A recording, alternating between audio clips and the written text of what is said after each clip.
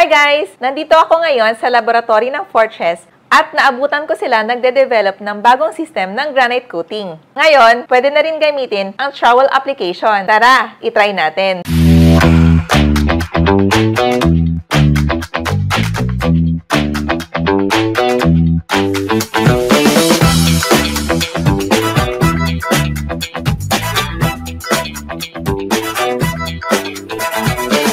Diba dati, you need to set up a spray and compressor para mag-apply? Ngayon, pwede na rin gamitin ang trowel application. Lagyan muna natin itong surface ng primer using elastomeric paint. Ito palang elastomeric paint namin is Mojave Water Block. This can serve as primer and also waterproofing ng surface, and at the same time, pwede na rin as your background color.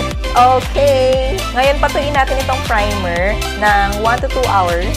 This is our second coat naman.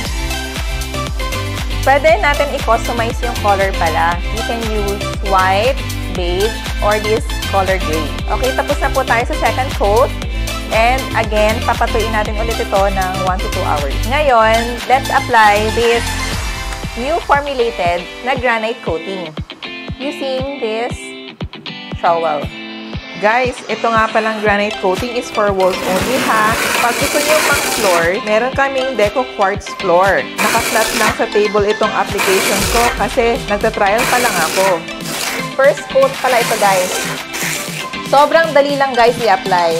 This is the first coat na ginawa natin for granite. Kailangan ito patuyuin ng 2 to 3 hours bago applyan ng second coating. Ang ganda nito kasi hindi mo kailangan diinan para i-apply.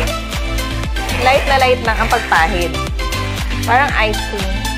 Meron pala tayong ibang other choices ng kulay na pwede nyong pagpilian. And marami pang iba.